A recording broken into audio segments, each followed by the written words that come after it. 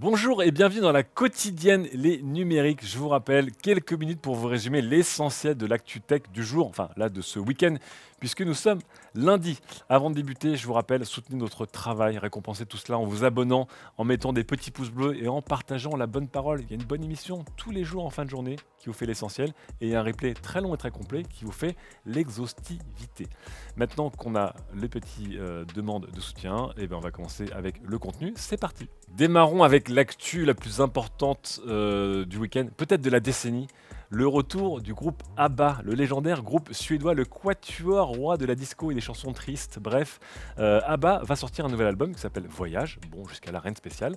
Ils vont faire une tournée, ok, plutôt cool. Mais ce qui est spécial, c'est que ce sera une tournée avec des avatars 3D 2. Alors vous dites c'est moins cool. Sauf que ces avatars n'ont pas été modélisés 100% sur rien comme ont pu être notamment les avatars et les hologrammes de Tupac Shakur à Coachella ou de Michael Jackson. Là ce sont littéralement, eh bien écoutez, les membres du groupe qui ont fait ce qu'on appelle de la performance capture et qui ont vraiment chanté, dansé et fait leur chorégraphie, vous voyez, dans les studios de ILM, carrément, le studio le plus réputé en termes de trucage visuel dans le monde, et qui ont chanté dans ces nouvelles chansons, scannés dans tous les sens, et du coup, il y aura des versions 3D, des scans de leurs mouvements, de leurs petites chorégraphies, de leurs émotions, de leur manière de bouger, qui vont en tout cas être scannés, digitalisés pour créer des avatars plus vrais que nature, et vous le verrez, en tout cas ces avatars projetés sur scène, notamment dans une salle qui a été construite spécialement pour ce concert très spécial, donc moitié virtuel, moitié réel, mais avec évidemment un détail qui me bute complètement, puisque vous voyez à l'écran ces très très beaux scans des membres d'ABBA. Eh bien, les avatars virtuels d'ABBA seront nommés les avatars. Voilà, c'est la fin de cette condensée du lundi. Je pense qu'il n'y a rien d'autre de plus intéressant à dire que nous allons applaudir des gens en disant «Ah bâtard!».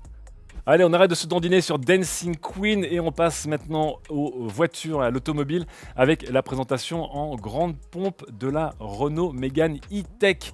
Eh bien écoutez, comme le nom laisse l'entendre, c'est la version électrique de la berline, une des berlines les plus populaires de Renault en mode SUV. Vous voyez, ce beau Aurélien Pio à l'image a été testé cette voiture avec une présentation pour la presse il y a quelques jours. On vous a sorti la vidéo dès ce matin, donc allez voir sur notre site évidemment et sur YouTube les réactions d'Aurélien sur le pitch de cette voiture qui est vraiment destinée à venir concurrencer les ténors du genre, que ce soit les SUV ou les voitures électriques. On verra si la Tesla Model 3, qui est la leader actuelle, se fera concurrencer. Mais vous voyez, on est sur des voitures avec des tarifs plutôt intéressant. On verra en tout cas parce qu'elle est basée sur une plateforme commune, évidemment la CMF EV, qui est utilisée aussi par Nissan et Mitsubishi.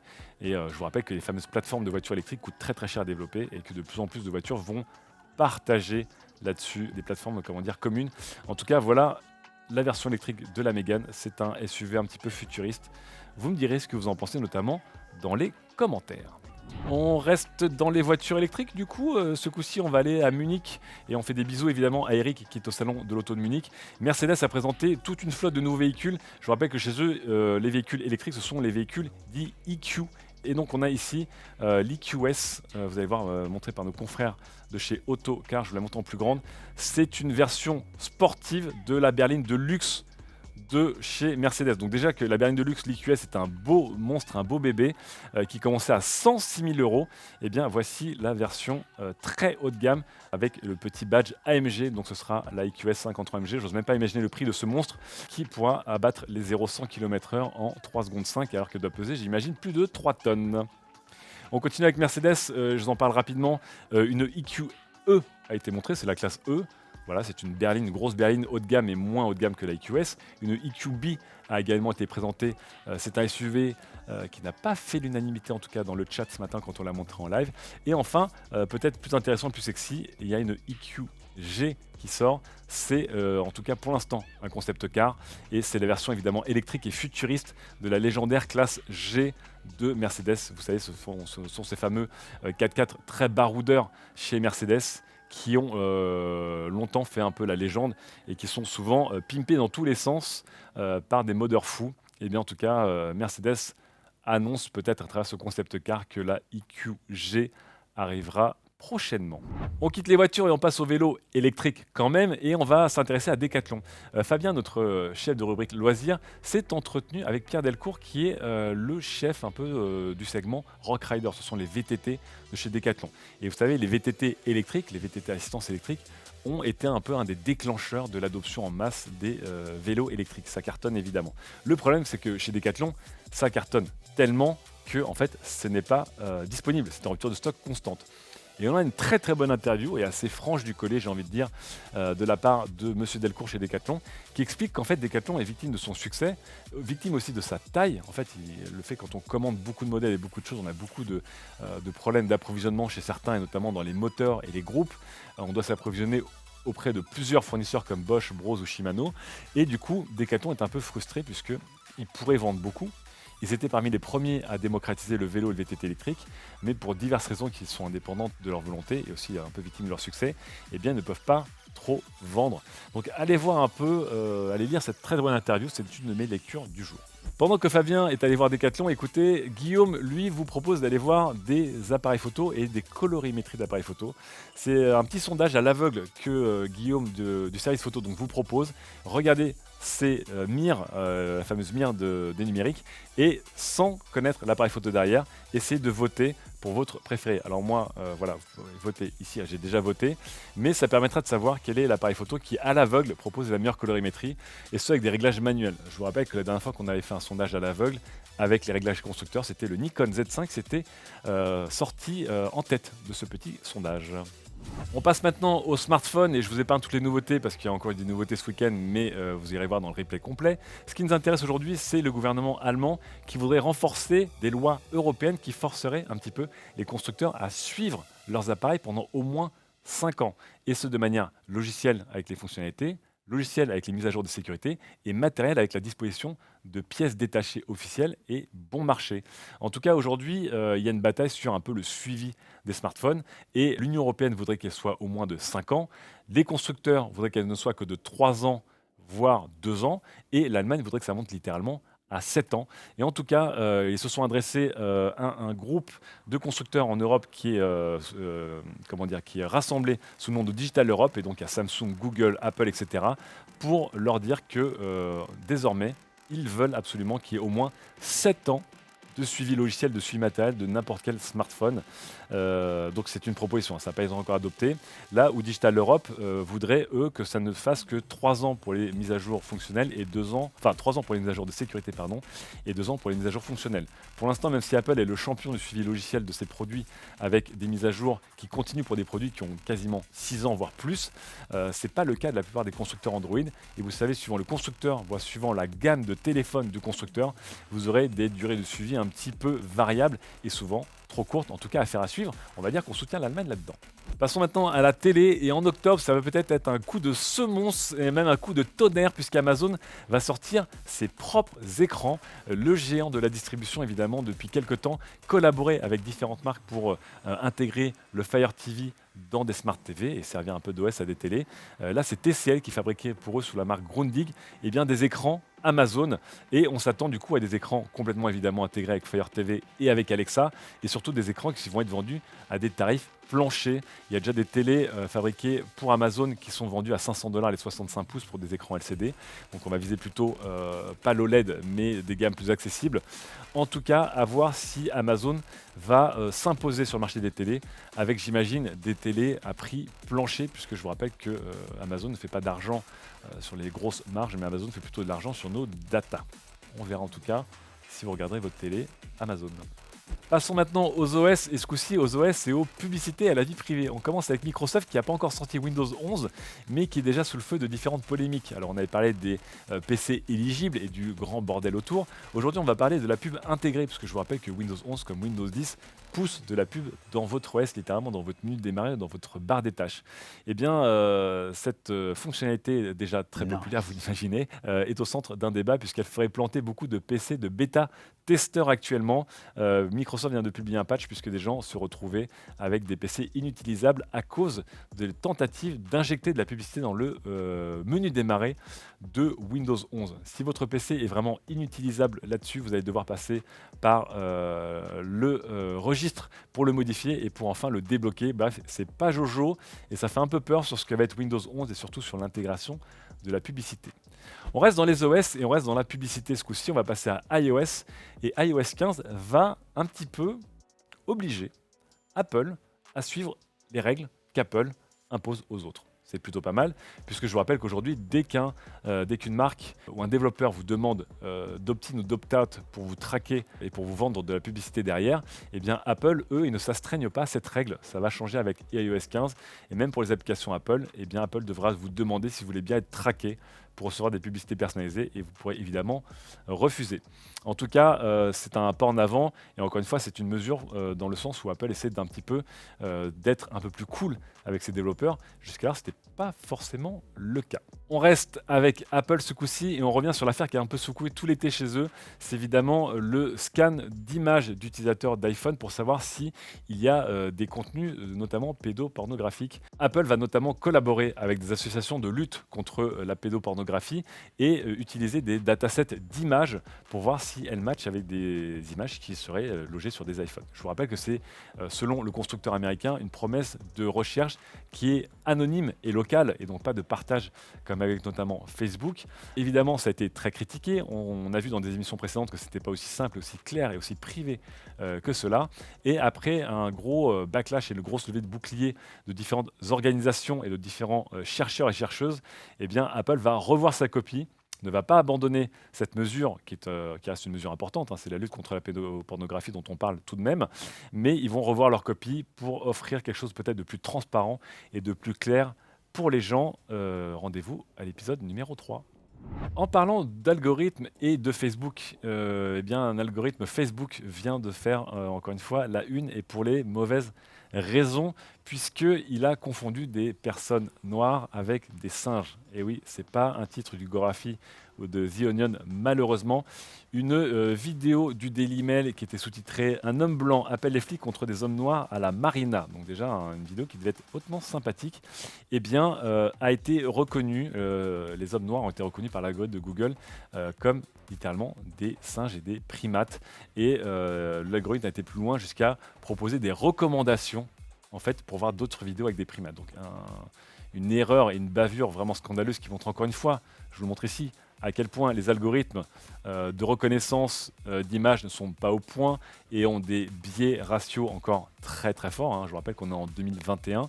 Et bien là-dessus, ça ne va pas arranger l'image de marque de Google et l'image de marque des algorithmes. Évidemment, Google a reconnu l'erreur et accepte le fait bien sûr que c'est une erreur inacceptable et le promet bien sûr de faire mieux dans le futur. Il serait temps. On va rester sur les histoires de plateformes et de scandales. Et ce coup-ci, on va revenir en France avec Tipeee. C'est une plateforme française de crowdfunding, hein, de financement participatif de projets culturels. Et parmi tous les projets, eh bien, il y en a un qui a fait scandale, puisque avec Ulule, Tipeee était la plateforme qui a financé le documentaire complotiste Hold Up, bien connu de tous les complotistes et de tous les anti-complotistes notamment. Les dirigeants de Tipeee ont pris la parole récemment, puisqu'il y a eu une émission qui a fait beaucoup de bruit ce week-end sur France Télévisions, Complément d'enquête, qui parlait du business justement de la désinformation, du complotisme et de la fake news. Et la position des dirigeants de Tipeee est assez étonnante, voire choquante, puisqu'ils font plus qu'assumer héberger des contenus antisémites ou complotistes, ils les défendent. Pour avoir la parole complète là-dessus de Michael Goldman, qui est un des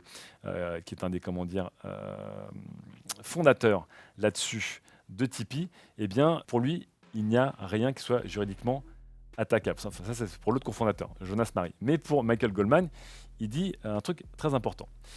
J'assume tout ce qu'il y a sur le site, du plus antisémite au moins antisémite, du plus complotiste au moins complotiste. Je ne vois aucune raison valable ou morale de les enlever et je souhaite même les défendre sur le site.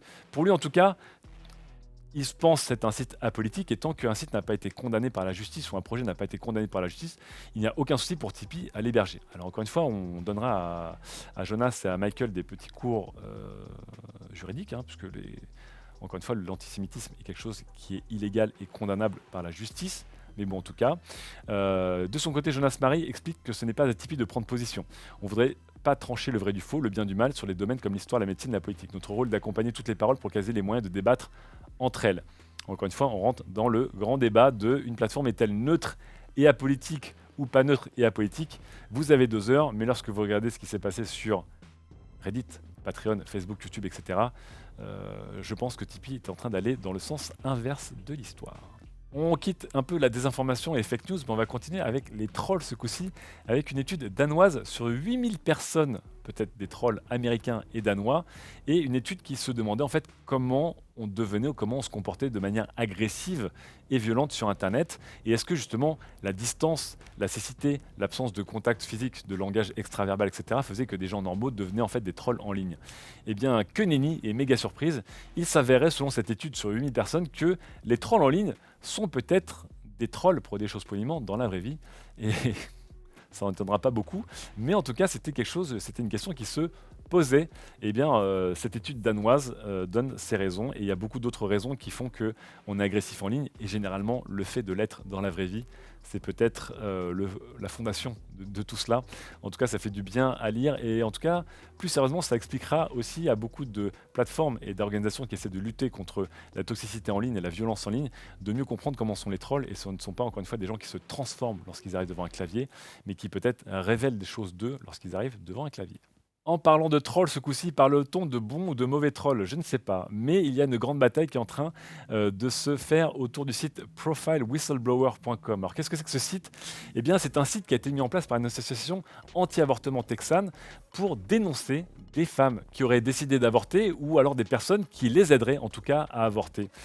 Donc, ce site, cette plateforme de délation rentre en ligne au moment où justement le Texas a mis en place et voté des lois pour interdire l'avortement dans l'État. C'est le grand débat qui se passe en ce moment là-bas et même dans tous les États-Unis. Mais en tout cas, donc, cette plateforme qui a vu le jour, eh bien évidemment, a rapidement été floudée par des faux rapports, des fausses alertes et des fausses dénonciations. Ce sont notamment des communautés très actives sur TikTok et sur Reddit qui se sont organisées avec évidemment des hashtags, des topics, des techniques et même des scripts pour flouder cette plateforme avec des images de Shrek, des images pornographiques, des images qui n'ont absolument rien à voir et essayer de la faire tomber. Est-ce que c'est du trolling? Certainement. Est-ce que ce sont des personnes qui sont bien intentionnées, qui ont raison? Je vous laisse juger, j'ai mon avis sur la question. Mais en tout cas, c'est pas fini puisque cette plateforme également, au-delà du troll de la part des internautes, c'est son hébergeur GoDaddy, qui est un des plus gros hébergeurs américains, qui est aussi en train de l'éjecter de ses data centers en expliquant que ce site viole ses règles sur la loi et sur la vie privée notamment et leur donne 24 heures pour aller voir ailleurs. On termine avec cette quotidienne décidément très très sociétale et on revient une fois de plus et une dernière fois en France avec ce coup-ci 2 associations, e-enfants et La Voix de l'Enfant qui veulent faire passer une loi interdisant l'accès aux 9 plus gros sites de contenu pornographique en France. Comment vont-ils faire? Mystère. Mais en tout cas, c'est un référé qui a été lancé et qui va voir son dénouement arriver le 9 septembre. On va voir en tout cas pour ces 2 associations en tout cas, eh bien vous savez sur Pornhub mais aussi sur Xhamster, Xvideo, RedTube et YouPorn parmi les sites visés, eh bien l'accès de ces contenus sont évidemment beaucoup trop faciles pour les mineurs. Alors là-dessus on ne va pas les contredire hein, puisqu'il suffit juste de cliquer oui j'ai 18 ans pour voir du contenu même si on n'a pas 18 ans. Je vous rappelle qu'il existe des techniques et des méthodes de contrôle parental pour essayer de limiter l'accès à certains sites, pour essayer de limiter l'accès littéralement à Internet selon certains téléphones, certaines heures sur le routeur Wi-Fi, etc. Mais qu'en fait, dans les faits, on ne peut pas empêcher à 100% les enfants et les adolescents d'accéder, s'ils le veulent, en cachette, à des sites internet, puisque, encore une fois, on parle de 9 sites principaux, mais il y en a peut-être 9000, voire 9 millions qui existent pour accéder à du contenu illégal. Et puis on parle aussi de plateformes très connues comme TikTok, Snapchat, Reddit ou Twitter, notamment qui diffusent aussi du contenu pornographique. Donc est-ce que c'est une bataille de type Don Quichotte contre ses moulins ou est-ce que ça va peut-être changer quelque chose? On aura un premier élément de réponse cette semaine, mais en tout cas c'est une guerre qui va être vraiment très très compliquée à mener. C'est sur ces news extrêmement simples et pas du tout complexes que se termine cette quotidienne condensée des numériques. J'espère qu'elle vous aura plu. Je vous rappelle aussi que le replay intégral de toutes les autres actus tech et de nos discussions en live est disponible sur cette chaîne YouTube. Évidemment, le pouce bleu, le partage. Nous aussi, on a envie de faire autant de vues que Marcus Brownlee ou même que, je sais pas moi, Amy LTR ou Micode ou je sais pas moi, Squeezie, McFly, Carlito. Bon bref, vite, les pouces bleus. À demain, des bisous.